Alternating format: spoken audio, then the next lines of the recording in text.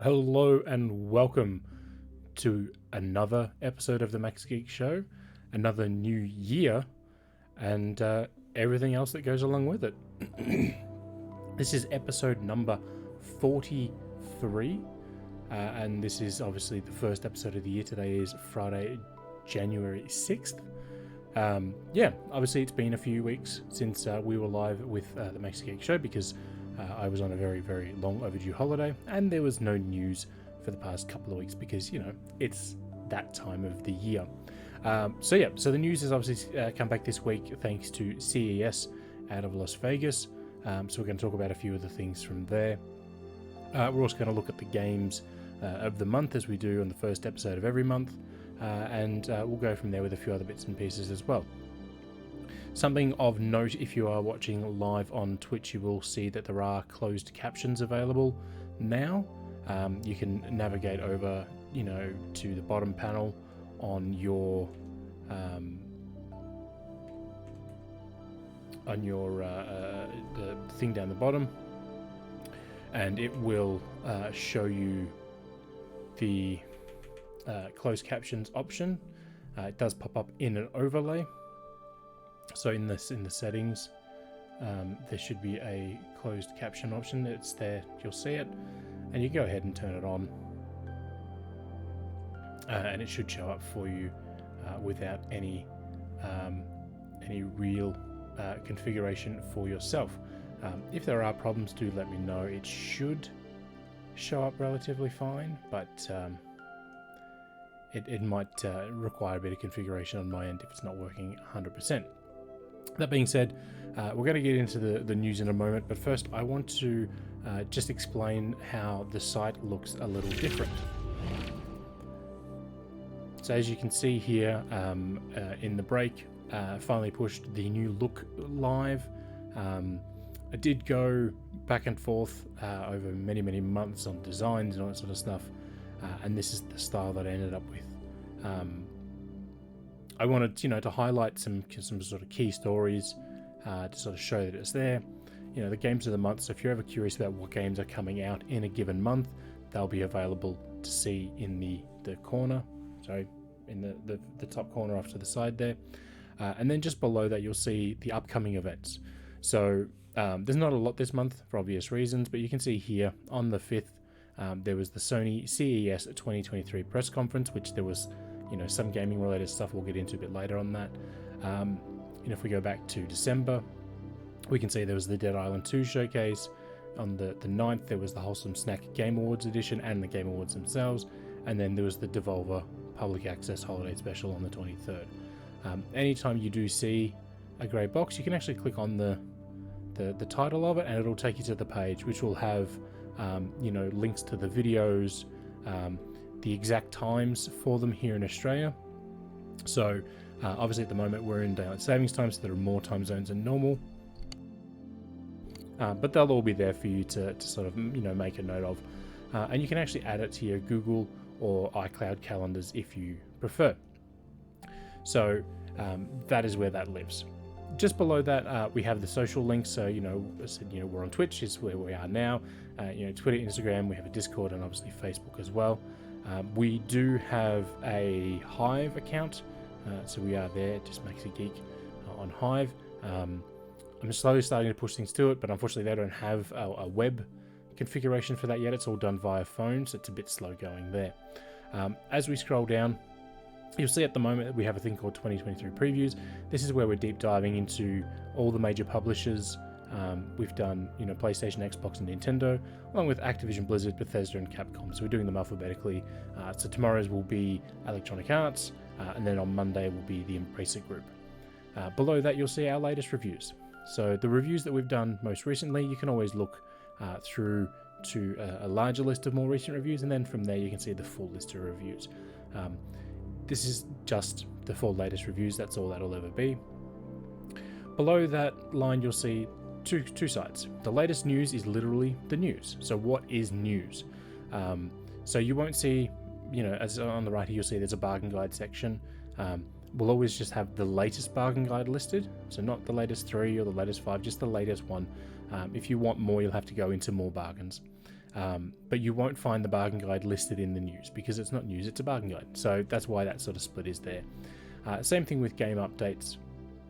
So you can see we've got a Knockout City game update here that we posted the news of earlier this morning. So that lives in the game updates. Same with the Elden Ring update last year and the Marvel's Avengers update last year. So if you're coming here specifically to look for news, this is where it'll be on the left. If you're checking to see if a game that you like has been given an update, that is where that information will be on the side. But that is pretty much it. That is the new layout for the homepage. If you do click into a story, so for example, if we click into the What Are Capcom Working On story, when it loads, you'll see the big full screen art as normal, and then everything below it is exactly as it was. I wanted to make sure that it wasn't too dissimilar once you started looking at the content. Just wanted a cleaner way to present the content to everyone who was coming to see it. You will also may have noticed that we do have a new logo. It's not on the screen now. It will be in the thumbnail when it's on YouTube. It's obviously on the site and all the socials. And that is it's a version of the logo I wanted to make for a while. So we went ahead and did that. Right. With all that being said and done, let us get into the news. And as I said, we have a few things from CES that we are going to talk about first. So there's a lot more CES news than what we're diving into, but for obvious reasons, we're not going to go into every single piece of it, because a lot of it, especially, the stuff that we sort of cover is laptops. This company is refreshing with the new Intel and the new NVIDIA, or the new AMD chips, all that sort of stuff. So we're not really diving into that sort of stuff at the moment because it's the same news, just a different brand name. So the stuff we're talking about, there's 3 specific stories that I want to get into because they do have some interesting effects, is what we'll say. But the first story is that the Republic of Gamers, ASUS, are making a new Xbox controller. Specifically, it is called the Raikiri Pro. Now, there is a Raikiri controller as well, just a standard, not a Pro version, and then there's the Pro model. The big thing with this Raikiri is that the Pro model has a little LCD display on the controller. So if you're someone who likes looking at all the various bits and pieces of information, for years keyboards have had little displays where you can have health and all that sort of stuff if you look down quite often. There's no integration with games in this as far as we're aware, with nothing that ASUS themselves have said, but it is something to be aware of. One other thing that we should be aware of is that the difference between the Pro and the regular is that the D-pad is slightly different. On the Pro, it is a more diamond, cross shape. On the regular, it's a D-pad, a traditional D-pad. Outside of that, the controller layout's identical. There's no functionality difference there. On the back, however, so if we scroll to the bottom here, this is the back of the Pro model. There are 4 programmable buttons on the back, which is sort of becoming a bit of a standard thing these days. On the regular, there are just 2. So if you need 4, you have to get the Pro. If you just want 2, then it's just the regular. Obviously, too, the Pro does come with the screen. The regular version of the Raikiri does not. So it's just something to be aware of. They do have manual trigger locks. If you are somebody who prefers that, a shorter travel distance, they are there. We do know that they're aiming for a Q1 release for it. The problem is there's no firmer date than that, and there's also not even a price point. Generally with these things, they'll say Q1 2023 priced at $60 US, right? There's nothing for that for this one, which is a bit of an oddity. I would expect this one to be, more expensive than the official Xbox controllers, just because of the, I put in quotes here, the pro nature of the design. It may have, you know, the extra buttons on the back, which will up the price, but the screen itself I think is going to do it as well. The only downside for this, especially if you're buying it for the Xbox, is that it is not wireless for Xbox. If you want to use it on the Xbox, even though it has that giant shiny X button in the middle of it, if you want to use it there, then you have to have the cable connected. It is USB-C on the controller side, USB-A on the other side. If you go to use it on a computer, you can use either Bluetooth or 2.4 gigahertz wireless connections. So there are 3 methods on the computer: corded, Bluetooth, and wireless. On the console, it is just corded. There is no wireless connection options. That is more than likely just down to Xbox and their sort of reluctance to license out their sort of protocols for wireless connections, which, you know, they do charge a bit for. So companies have to pay extra, which ups the price of controllers and other bits and pieces. It's something they've been doing for a long time. They did it with the original Xbox, with a DVD attachment. So something to be aware of there. The upside too, though, through the cord, is that the controller does have inbuilt AEST DAC, so it has an audio control center built into the controller, which is something that the screen can display. When you have that, you're getting, proper audio through it. Especially if you're connected to a computer, you'll get, the full sort of audio experience, depending on your setup. Obviously, if you're using, $5 earbuds you got in a Christmas cracker, they may not be as crash hot as a proper gaming headset. Moving away from controllers, let's move into the world of screens. At CES, it is the home of the screen, amongst other things. But the big screen that we're going to talk about today is the big screen, and it's the Samsung Odyssey Neo G9. So as you can see by the picture on the screen, it is an ultra-wide display. And it's not just an ultra-wide display, it is the ultra-wide display. The screen itself is a 57-inch curved display. So the 57-inch, what that means is, I don't have another frontal picture, but from the top right corner to the bottom left corner of the screen, that is 57 inches. So because of its curved nature, the actual width of the screen is not quite 57 inches, it's a bit shorter than that, but it is a 57-inch display. The other thing too is it's not a 4K display. So that is something that people assumed when it was announced because of the resolution, but it's technically not. So the resolution is 7680 by 2160. So it's actually a little bit higher than 4K, but not quite 8K. So it's got the 8K width, but not the 8K height. And it's got obviously the 4K height, but it's more than 4K across. So it's this weird, not quite 4K, but not 8K. It's a very bizarre, very, very bizarre thing. It also uses quantum mini LEDs. So the quantum dot technology that we've seen for a few years now in the Alienware screens, and a few others are starting to make use of them. So there's less panels in the construction, which makes construction obviously simpler, makes the costs a bit cheaper, and the colors themselves are more, real. So it's like black to black and all that sort of stuff. The screen will also have a matte display, so it shouldn't reflect anything off the display, so no lights should be bouncing off, from say a light above or off to the side. It also uses DisplayPort 2.1, which most screens today only use DisplayPort 1.4. So it is there. We have seen, the other thing too is it's a 240 hertz display refresh. Now, I did put a note in here. We don't know when it's coming out, and we don't know the price, but there is a 49-inch ultra-wide that JB is selling. The regular retail price for that is $2,000. It's on sale at the moment, so you can save a bit of money. But given that this is almost, it's 8 inches wider, the screen resolution is higher. The screen quality is very different. That means it's going to be a much more expensive display. We know it has a DisplayPort 2.1 as one of its connection options, but we don't know what other ports it has. Will it have an inbuilt USB hub? Will it have HDMI? Is it going to be HDMI 2.1, 2.1B, I think it is at the moment?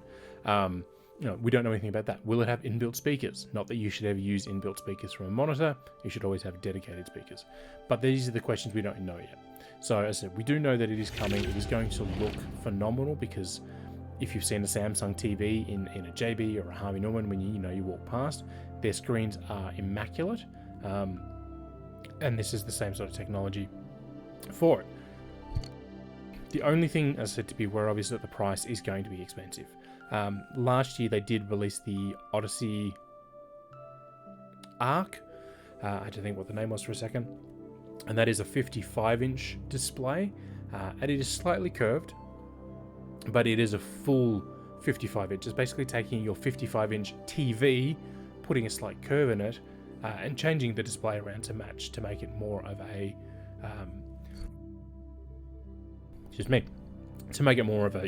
computer style screen. That launched here just over $4,000. So it is definitely not going to be a cheap screen, but it is something that if you're looking for a singular screen, like I myself have 3, so this would be the perfect thing for me. I could get rid of all 3 of these and just have one screen. Ultrawides do unfortunately have a problem though, where websites tend to align off to the side. So if you had a full screen browser, everything would be off to your left rather than in the center or off to the right. So there are things to take into consideration on that front. The final piece of tech that we're going to talk about from CES is specifically a project. So it's not a confirmed product yet. This is where some people need to pump the brakes on this. It 100% will become a full product, but it's not yet. This is the thing with CES. Sometimes we see it with companies like Razer. They'll announce 7 different things at CES, and only one of them ever makes production. So just sort of hedge your bets at the moment on the full name and the full scope of everything. But the thing we're talking about is Project Leonardo from PlayStation. So Project Leonardo is an accessibility controller from PlayStation. You look at it and it looks weird. There's no denying that it does look very, very weird. The big thing with this is that they're not just making something and they think this is what people need. They're talking with disabled gamer groups. So we're not saying that they're hunting down people who play with accessibility features turned on in their games, but rather there are organizations like Able Gamers who specialize in helping people play games who may have a physical impairment to using a regular controller, and they're making building it with them. The big thing with this is that the controller can be used in multiple configurations. So it can be used a single controller on its own, single controller with the DualSense, two of them and a DualSense. So there's no real limitation on how it's all set up. Now, obviously, with something like this, it is very, very easy to make a comparison to the Xbox Adaptive Controller. So let me just bring up the picture for that one so you can see it. So the Xbox Adaptive Controller, it is basically like a DJ desk, right? It has 2 massive buttons, a massive bigger D-pad, I should say, a few smaller control buttons, but then the back of it is all external connections. So you take, as you can see here, we've got like a nunchuck style joystick, maybe for people who can't hold a regular controller, but their thumb still works perfectly fine. And this might be the option for them.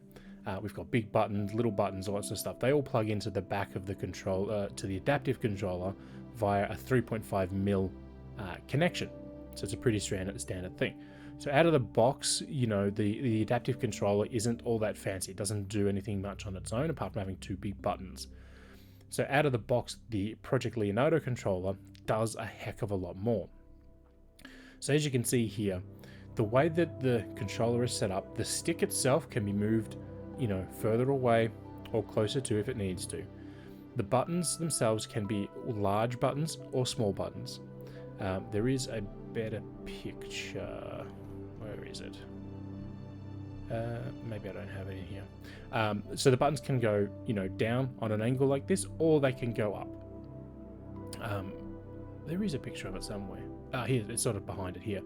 So you can see that, most of the buttons go down, but this one it's a fatter on the outside instead of a thin one.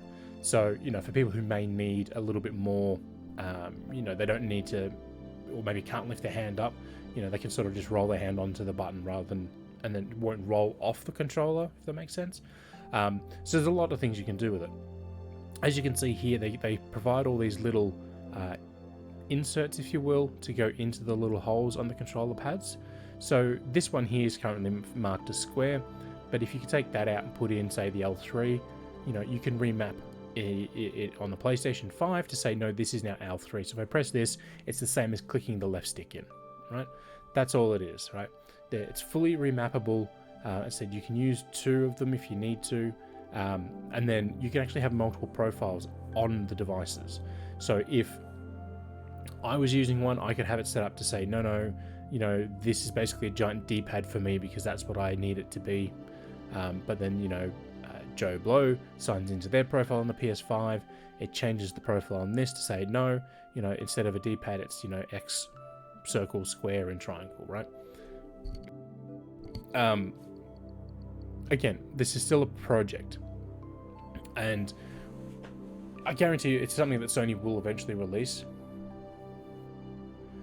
Because, it is something that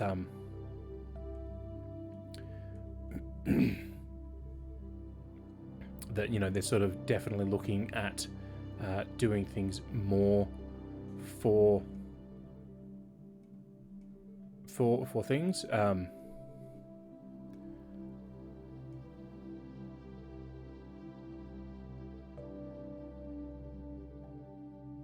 So it's definitely something they're going to be doing on a more permanent basis. Sorry, somebody just dropped a spam message in the chat there. But again, it is a project. So what I mean by it's a project, don't get all hyped up for it yet, is that this may not be what it looks like when it releases. It could be more elongated, right? It could be broken into 2 parts. We don't know, and that's sort of the big thing with CES, is some of this stuff that they announce will eventually release in some form. It may not be the form that it was announced in. So the one thing we do know for certain is it's going to use the AMPS connection mechanics. So you can see here it says lock. I think it says it up on the big picture up top. So you can see here it says lock, right? So the mechanics for AMPS is basically an industry standard for mounting devices to wheelchairs and other mobility devices. So if somebody does require maybe a special armrest that to suit their particular need, they use that AMPS mounting system to connect it to the device, to the chair that they need it on, right? So the Xbox Adaptive Controller uses that same system. The PlayStation Project Leonardo uses that same system. So there's literally nothing stopping anyone from saying, hey, I have a chair, I don't want to have to reconfigure everything just so I can play a game. You won't have to do that. It will work with whatever setup you have at the moment. So as I said, the big thing is that out of the box, Project Leonardo will allow for a lot more flexibility because it has all the buttons on there, but it only allows for 2 external adapters. So if, for example, you needed to use your right knee to hit a button, right? And then your left knee could do one, and maybe your head, right? With Leonardo at the moment, there's only 2 options, so you'd have to pick and choose which one works for you. The Xbox option allows for all that, but it doesn't have as many buttons on the device out of the box. So it's a bit of a not a risky thing. It's we just need to make sure that expectations are tapered. But it is fantastic to see PlayStation finally getting in on the accessibility game for hardware. Moving away from CES, we have a few games stories we're going to talk about, and the first is all about Hitman 3. Specifically, Hitman 3 later this month is getting an update, which they tend to do sort of 2 big updates throughout the year, one in January, one in sort of July. But this one, Hitman 3, will no longer be called Hitman 3, it'll be called Hitman World of Assassination, which has kind of been the tag for it for a while. But what it's doing is it'll bring in all of the Hitman 1 and Hitman 2 content into one singular package. So if you already own all the games, it'll just merge everything for you.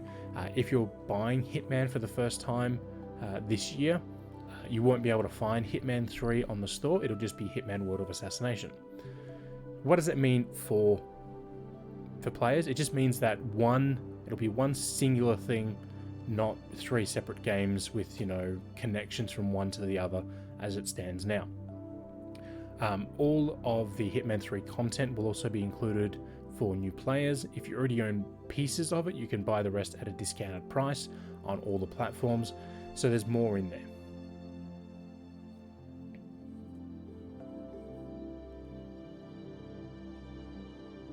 I'm not sure what you mean, Tabs. The other thing too is obviously with what was I going to say? So with the packs, obviously this is saying that if you already own it, if you already own 2 of the 3 on Steam, Steam will then discount the overall purchase of the pack to give you the 3rd one. Same thing with Xbox and PlayStation; they're all discounted to $10 each as a permanent price drop. So if you already own 2, you don't have to spend $30 to buy to buy that 3rd one. You just pay the $10 to get it again. As much as I love the fact that they're doing this, I'm with you now. As much as I love that they're doing this, they're updating the game. They're not adding new content to the game. They did some last year. They added a new location and a bunch of missions within that location, but they're not adding anything worthwhile with this update for me. Obviously, for new players, this is a simpler way of getting it. You're buying one Hitman title, you're getting all the content. If you already own all the Hitman content, this isn't really going to make a big change for you.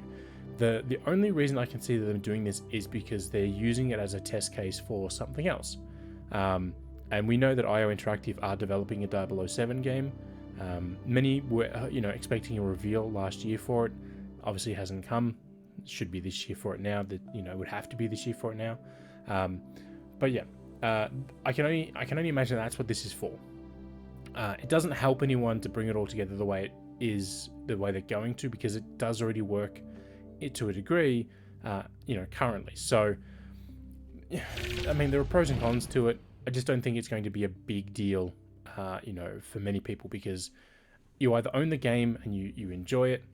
It is a fantastic, title. All 3 of them were great. Or, you don't care enough to, the whole merging of these things doesn't concern you in the slightest. So, one or the other on those things.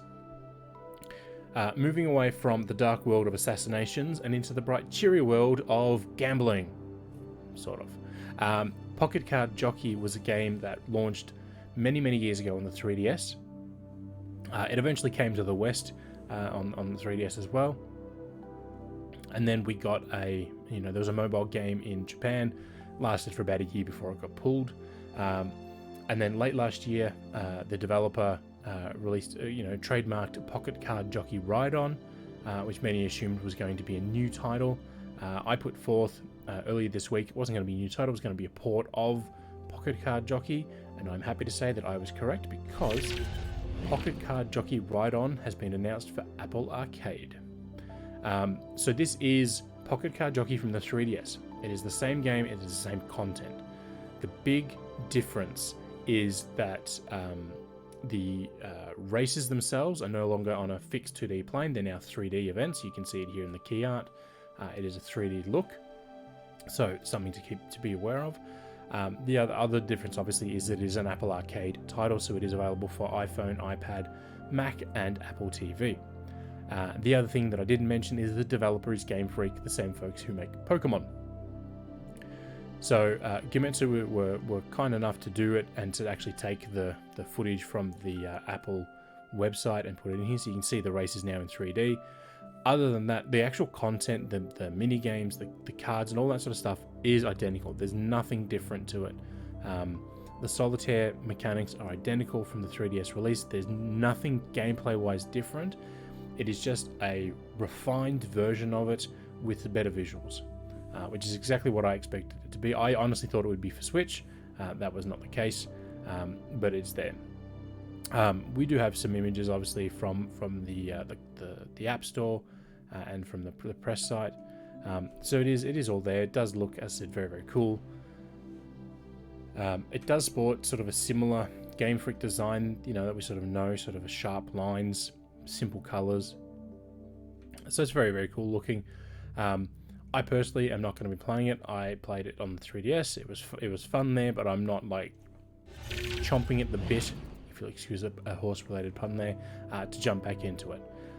The big news for this, though, obviously, is as a mobile, and I'll put mobile in quotes there, mobile game. These only tend to get announced just before release, and the release for this one is January 20th. So, 2 weeks from today. So, in 2 weeks, this will be on your iPhone if you want it there.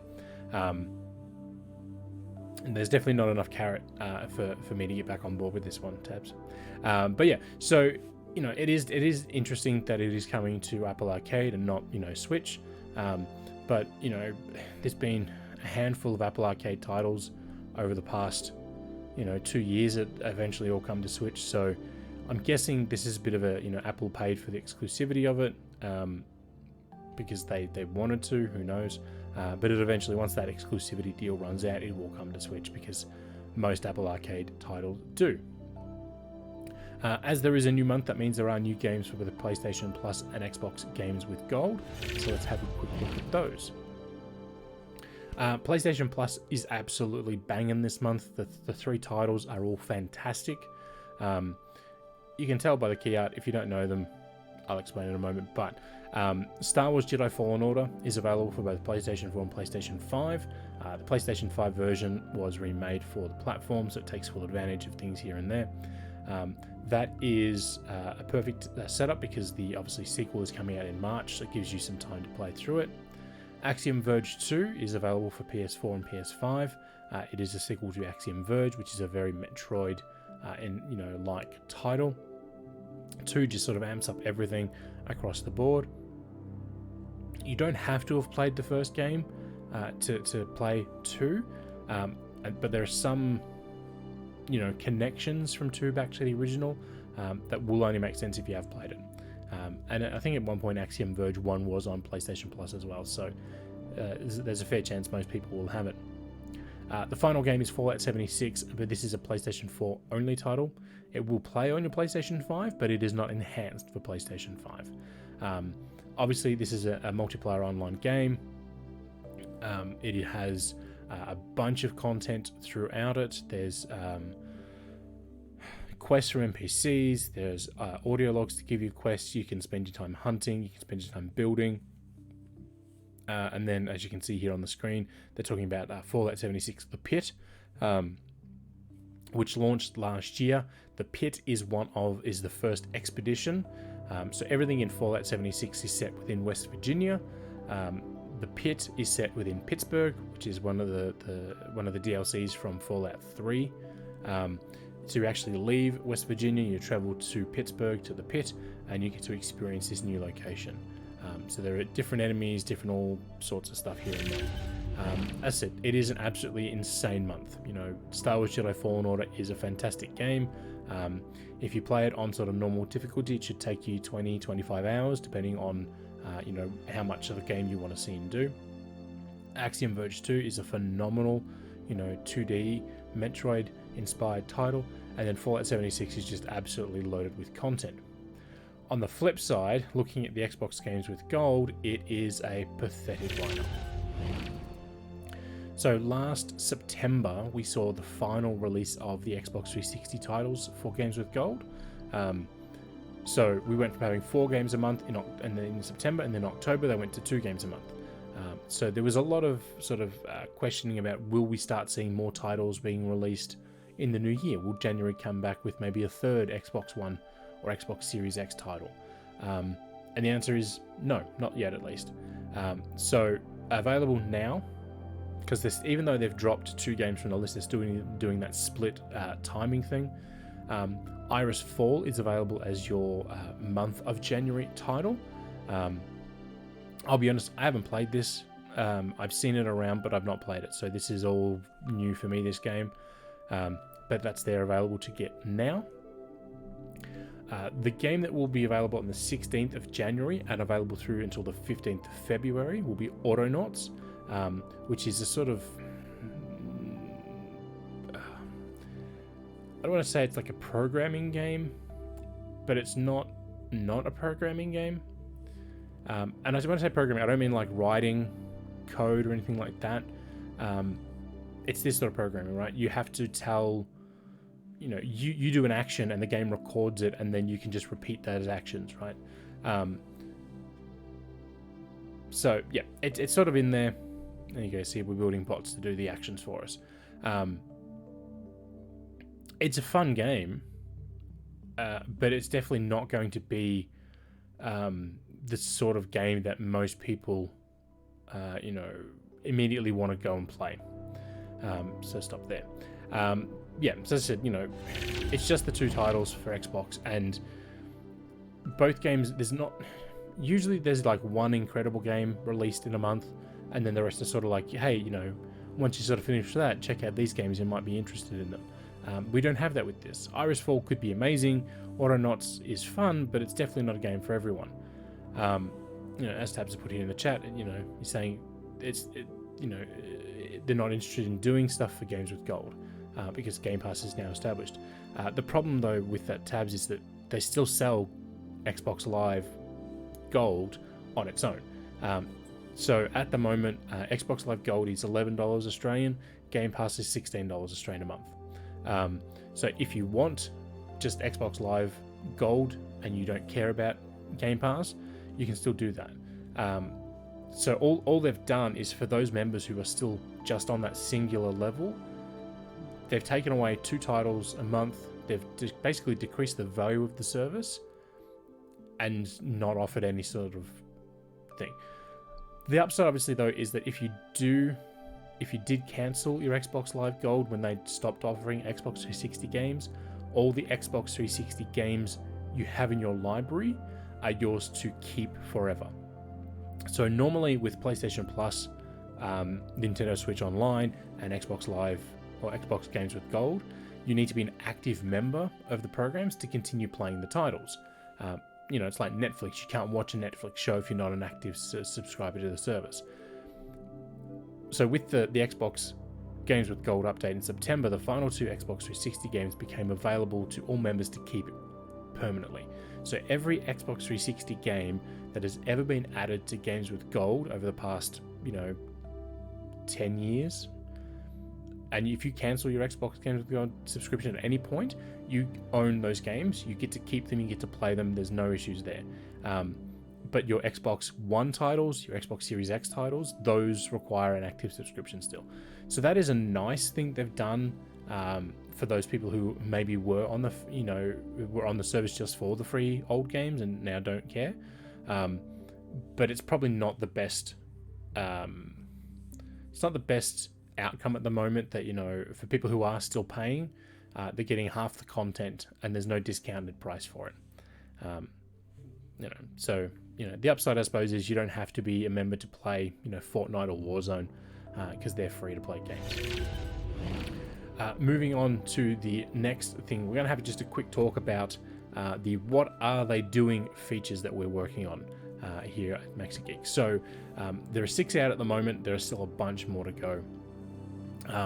But we started it on the 1st of January. We put up the first one, and then we're working through them. So what are PlayStation Studios working on? I mean, that itself is a bit of a loaded question. PlayStation Studios are pretty big. But so the way these features work is we break it down by studio.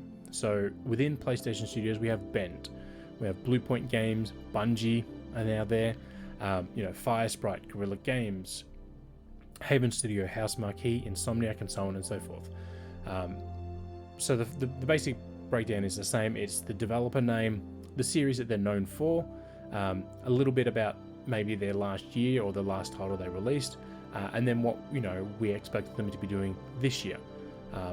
For example, if you scroll up here to Guerrilla Games, 2022 was a big year for them because they released Horizon Forbidden West. 2023 is going to be even bigger because we know Horizon Call of the Wild is coming out next month alongside PlayStation VR 2. Horizon Forbidden West Burning Shores is the expansion coming in 2023 in March. There's also rumors of a Horizon MMO game developed by NCSoft and Guerrilla. Plus there's the Horizon TV series in development at Netflix. So there's a lot of stuff for Horizon fans to look forward to this year. So we sort of break it down. Interestingly, the Horizon Forbidden West Burning Shores expansion is PlayStation 5 only. So if you own the PlayStation 4 game and you finished it and you want more, you have to buy a PS5. You can pay $10 to upgrade to the PS5 version of that game, but you have to buy PS5. Yeah, Bungie is now considered a PlayStation Studios company. They operate independently. They do their own thing, much like Mojang do for Xbox with Minecraft, but they are owned by PlayStation. So we do have the PlayStation one in there. Insomniac have said Spider-Man 2 is going to be launching sometime in the Australian spring. So we're looking September, October, November, which makes sense. That's when they've launched the first one. That's when Mars launched. It launched in November. But that's all in there. We also have one for Xbox. Xbox has more studios, but they also have hardly any information about them. 343 Industries, they're making Halo Infinite content. That's not going to change. We might see updates to Halo Master Chief Collection. Maybe some new seasonal stuff there, but other than that, it's Infinite all the way. The Coalition, this year marks 4 years since we saw the release of Gears 5. So they're probably due for an update on what they're doing. Will it come out this year? I don't think it will. I think it'll be announced at E3 with maybe an early 2024 release. That's my thing. Compulsion Games, since Xbox have bought them, like 4 years ago, they haven't released anything, so they're due for a title. Double Fine, trying to pick up what Double Fine are doing is like trying to determine, what lotto numbers are going to come out. They're all over the place in their genres, the size of their games, all that sort of stuff. So it's a bit hard to narrow down what they're doing. The Initiative, Cogs of Damnation does work. They did the Gears Tactics game, and they had that mobile Funko Pop game. So the Gears series is a little more versatile than we used to think it was. The Initiative are the studio that are working on the Perfect Dark reboot. The problem is 2020 at the Game Awards was the last time we heard anything about this game. We got confirmation in 2021 that it was still being developed, and that Crystal Dynamics was brought on board to help with the development. And then obviously in 2022, when the Embracer Group bought out Crystal Dynamics from Square Enix, they confirmed that deal is still in place. They are still working on the game, but other than that, we've got nothing on it. So this is Perfect Dark for Xbox is the Metroid Prime for Nintendo, right? They announced it, and then it's pretty much radio silent. So In Exile, they're the Wasteland folks. They have a new RPG, which is apparently fantastic. Who knows if we'll see anything on that this year. Xbox, if the Activision deal goes through, that'll be a massive conglomerate. So they have to sort of space their things out. That is 100% true. It is also the year that Elvis returns, which would have been hilarious if the movie for Elvis came out this year. It would have just been a big meta thing. Mojang Studios are working on Minecraft Legends. That is being developed by Blackbird Interactive. They're the folks that are doing Homeworld 3. They did the Homeworld remake for Gearbox. Crossfire X and Crossfire, that shooter from South Korea, there's an RTS for that. It's out now. Blackbird were the folks that developed that, so they've got a lot going on. Ninja Theory need to do something. It's been so long since they've done anything about either of the games they're working on. So we got a trailer back at the Game Awards 2021 for Senua's Saga Hellblade 2. In 2021, we also got some footage for the tech work that the studio's been doing about on how they can recreate, new environments. So that's there. Obsidian, Outer Worlds 2, Avowed, coming hopefully this year or next year. They obviously had a great year last year with Grounded getting released and Pentiment.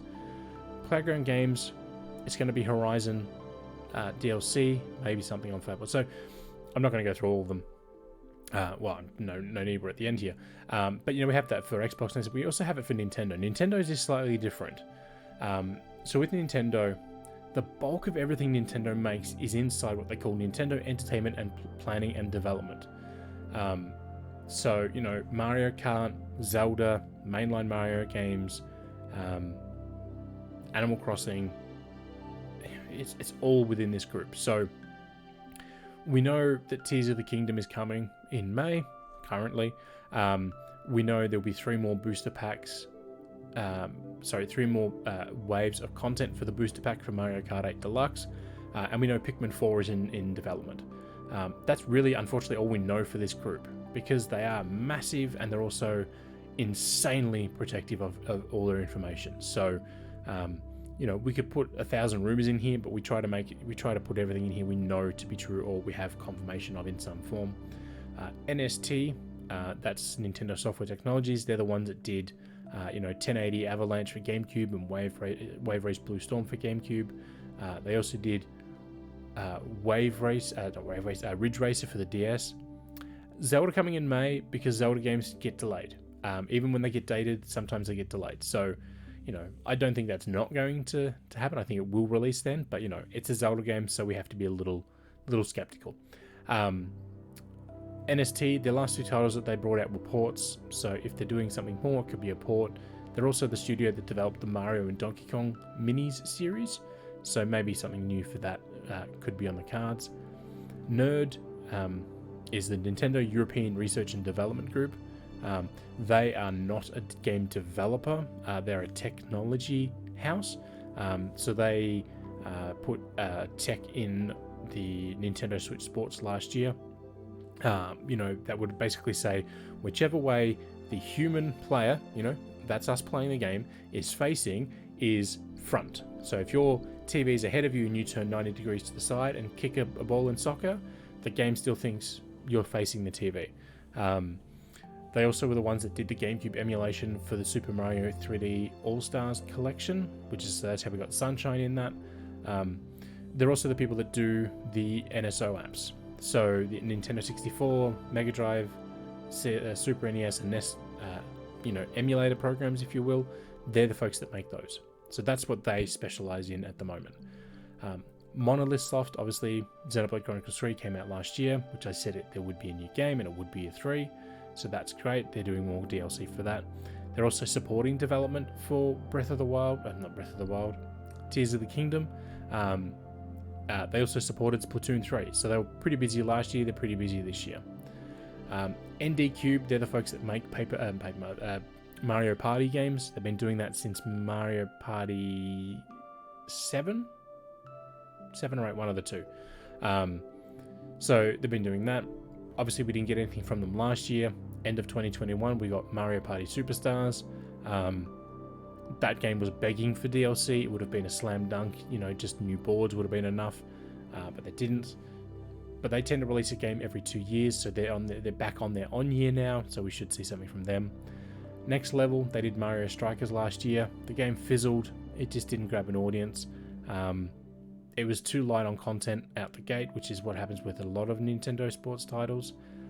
But they do a game every 3 years. So if they stick to that cadence, we won't see anything from them until 2025. Retro, they're making Metroid Prime 4. Who the hell knows what's going on there? Now, the reason why I wanted to sort of go through it is because Nintendo have second-party agreements with a bunch of other companies. So Camelot Software Planning, Camelot, they're the people that make the Mario Golf and Mario Tennis titles. This is, again, their on-year. They do a game every 2 years. The problem is, for the last 10 years, they've alternated between golf and tennis games. We've already had a tennis game on the Switch. So if they do have a game coming this year, what is it going to be? It's kind of hard to say. Game Freak, Pokemon, we'll get DLC for that. That's fine. This is the one I'm really excited for. Goodfeel are the folks that did, Kirby's Epic Yarn and Yoshi's Woolly World. Back in 2020, they announced that a new game was coming to Switch. They didn't give a title. They just said this is it, and this is sort of the only images we have of it. I kind of give it to a Lego look with a mystical ninja world, right? That's sort of how I'm sort of putting it in my head. It's a mystical ninja world, but with Lego style characters. It was due to be fully revealed in 2021 and released in 2021. Obviously, none of that happened, so we're still waiting on confirmation about what this is. It also has been a number of years since they released a game. They did release a game called Monkey Barrels, which was on Switch. It's also on PC. You can pick that up on Epic Game Store, and that's sort of a twin stick shooter, if you will. But that's 2023. That's what I do, Tabs. That's what I do. Grezzo, they did Miitopia back in 2021. They've been very quiet since then. Grezzo are also the studio Nintendo have been using for the off-cycle Zelda games, right? So the Majora's Mask and Ocarina of Time 3D remakes were done by Grezzo. Link's Awakening, the remake of that on Switch, was done by Grezzo. They've also were the developers for Triforce Heroes and the Four Swords GameCube release. They're also involved with that. So they've got a lot of experience with, the sort of remakes of the Zelda titles. If they are working on a new Zelda game, I don't think it'll come out this year, purely because that'll be 2 major Zelda titles in 1 year, and Nintendo have never done that before, and I don't think they will. HAL Laboratory, they're the folks that make Kirby. They're also the studio behind Smash Brothers, or the original Smash Brothers. Kirby and the Return to Dreamland Deluxe is coming out in February. But excuse me, they also tend to do, they do a massive game, then they do a smaller game, then they do a massive game, and then they do a smaller game. So we had Kirby in the Forgotten Land last year, and then Kirby's Dream Buffet last year. With Return to Dreamland, out in February, it wouldn't surprise me if, in the middle of the year, maybe, late August, we see another Kirby game drop, like Kirby Fighters or something. Who knows? Intelligent Systems, for 24 years in a row, up until last year, they released a game a year. So they're the folks that do Fire Emblem. They have been for since its inception on the NES. They also are the studio behind the Paper Mario series. They haven't made the last few Paper Marios, but they're the ones that they own it, right? And then they do the WarioWare games. So, we've already had a Fire Emblem game for them on Switch, we've had a WarioWare game from them on Switch, and we had the Paper Mario game on Switch. Last year was the first year in 24 years where they didn't release a game. While they probably were involved in Fire Emblem Warriors, it wasn't their main focus. So I suspect at some point Engage was due to release in 2022, but they just realized they needed more time, so it got pushed out to, the third week of the year. Given that they tend to release a game a year, I suspect we'll probably see something from them again this year. The question is just sort of what. So that's all in there. It's sort of I wanted to go through them just sort of quickly, just to say that they are there. As I said, we do have Activision, Bethesda, and Capcom are up now. Electronic Arts is going up tomorrow morning. And then we'll see on Monday the Embracer Group. The Embracer Group is going to not surprise you with what they're working on, but it's going to blow your mind. Because there are 105 game development studios in the Embracer Group. All right, and that does not include, elements like Dark Horse Media. So Dark Horse Comics, they got bought out last year by Embracer. Limited Run Games, they got bought out last year by Embracer.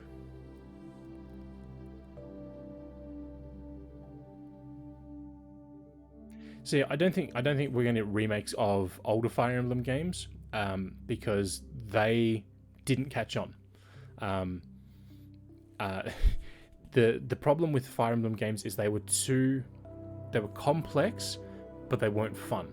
And it wasn't until the 3DS games when they sort of realized they weren't getting people's attention that they could start doing other things. And once they started doing other things, that's when they got people's attention. So it sort of revived the series, if you will.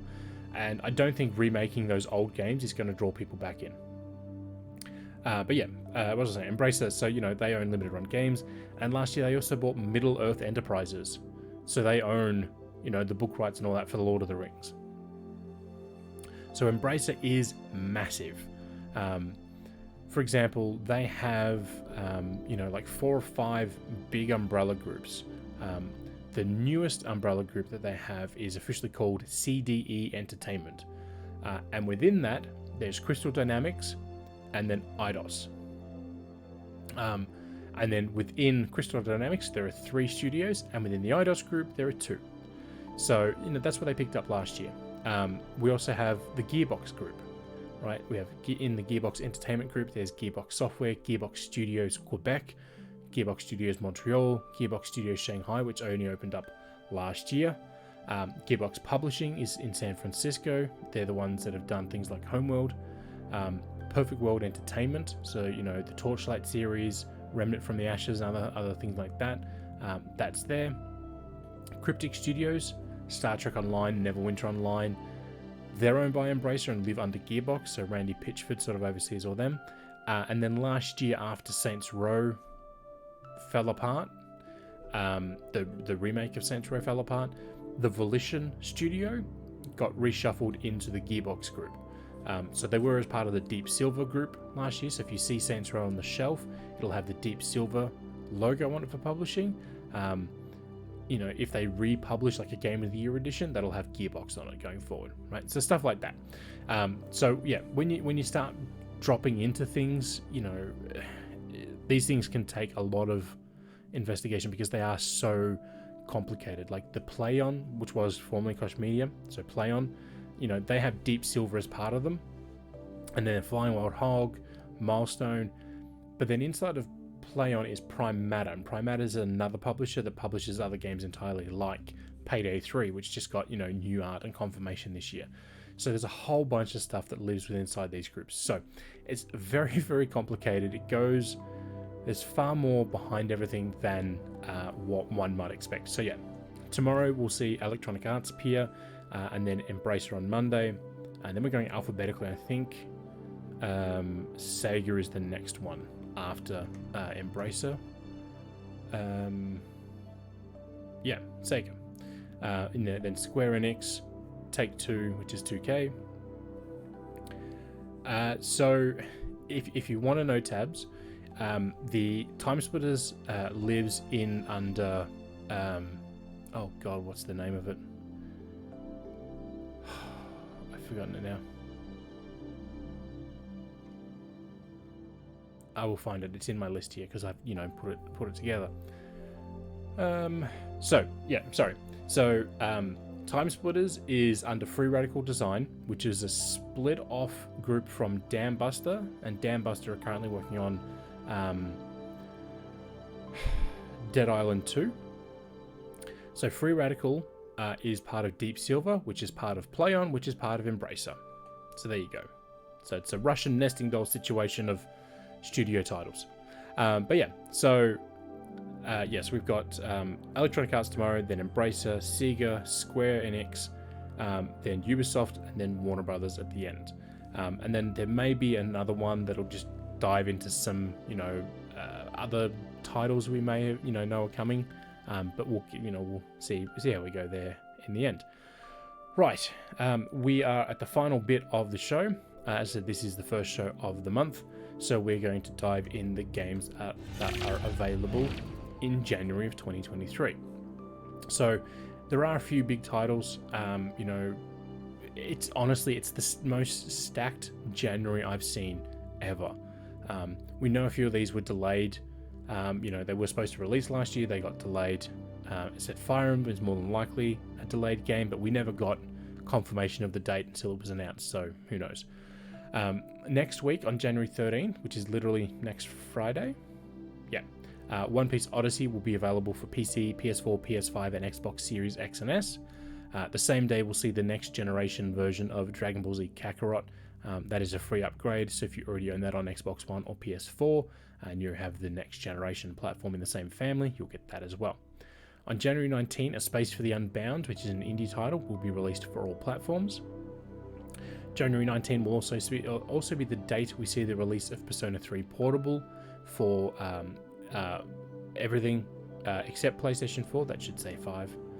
And then Persona 4 Golden will also release on that same day. A day later will be when Fire Emblem Engage appears, so that's literally 2 weeks from today will be Fire Emblem Engage. Monster Hunter Rise is also coming to Xbox and PlayStation platforms on January 20, which once again proves Capcom are liars, and I will never let that go. Before, they said this was a Switch exclusive game. Before the Switch version even released, they announced it for PC. And then, they came out of nowhere and said, now it's coming to all the other platforms because it sold more copies than Monster Hunter World did. Because, it's a good game. This just takes me back to the Resident Evil 4 exclusivity, where, before the game even launched as an exclusive GameCube game, they announced a PS2 port of it because they couldn't help themselves. And now that game's on everything. But yeah, January 24 will be the day we finally see the release of Forspoken. Potentially, who knows, it could eventually come and get another delay because it's been delayed so many times already. There is a demo for it on PlayStation 5. It is a PC and PlayStation 5 only game at the moment. It could come to Xbox, but the licensing deal for it is a little particular, we'll put it that way. So there's a chance it may come to Xbox, but it'll at least be 12 months if it does. The 24th will also see the release of Risen for Switch, Xbox One, and PS4. This is a game that's been on PC for a while. This is just a console version of that title. I think we actually have gameplay once it gets into it. So it's sort of part, Elder Scrolls, part Dragon's Dogma. But yeah, so that's just getting the console port. As I said, it's nothing overly fancy. It's just a adventure game, but that'll be there. The 26th of January, so Australia Day or Invasion Day, depending on your point of view, we'll finally see the release of the Wonder Boy Anniversary Collection for Switch, PlayStation 4, and PlayStation 5. This is a collection of all the Wonder Boy titles. So not the most recent remake of Wonder Boy, but the older stuff. The only things I remember for these games were, my cousin had a Sega Mega Drive, and I remember playing them and having no idea what the hell was going on. So this is the one that I played.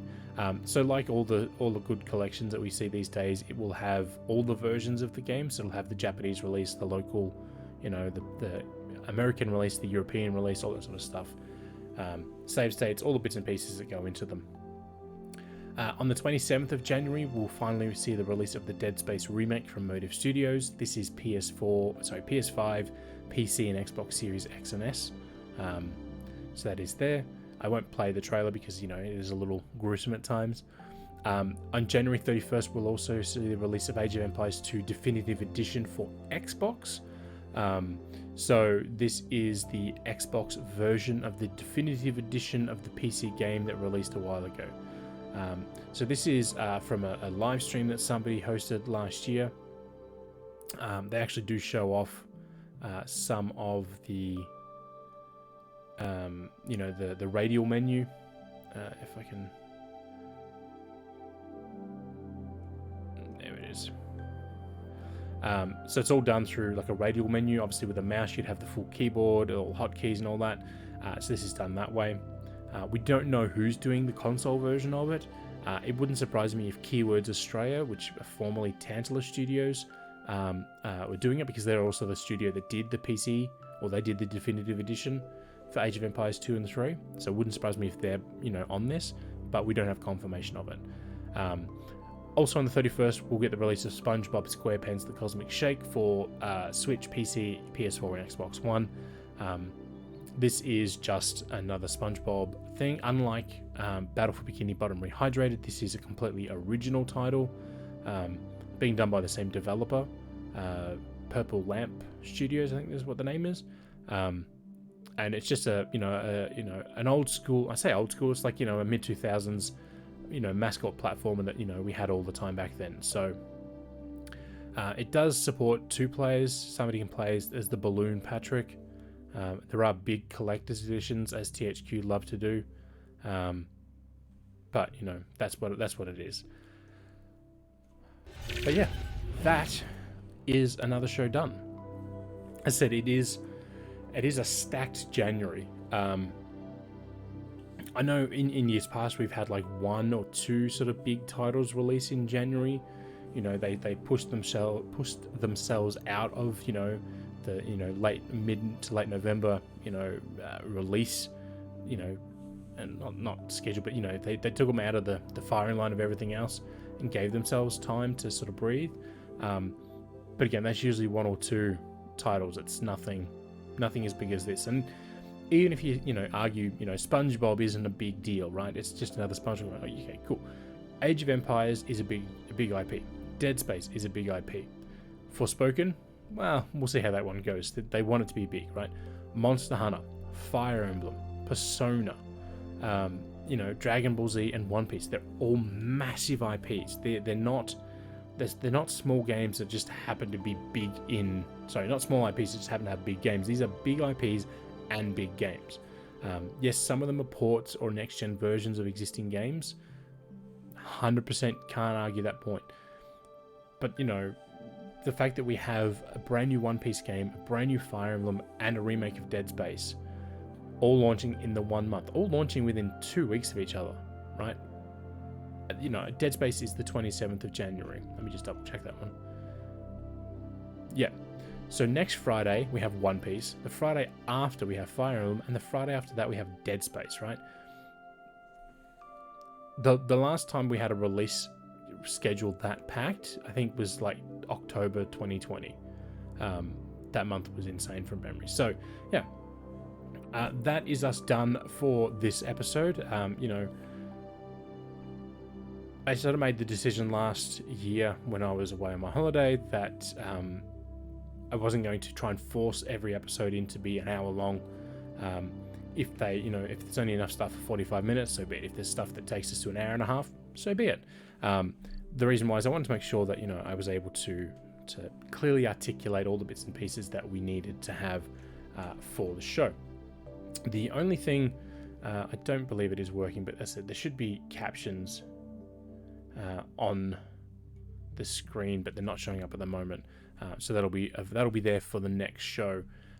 So there'll be live captions for people who need it. If you maybe just want to have it on the side, you'll be able to follow along with what's being said if you have the audio off. Also, for those people who maybe do need some assistance with subtitles, that'll be there for them as well. As I said, with that being done, we'll be back on Tuesday for more of our Splinter series.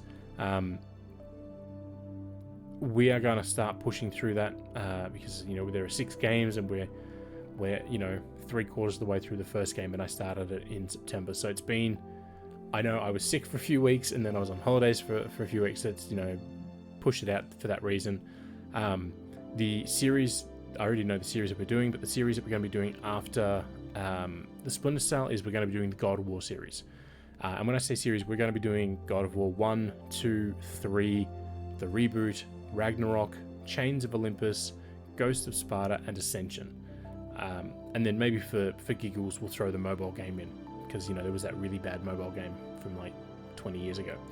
But yeah, so there will be the 3 original PS2 games, the 2 PSP games, the PS3 Ascension, sorry, the 2 original PS2 games, the 2 PS3 games, and the 2 PS4 games.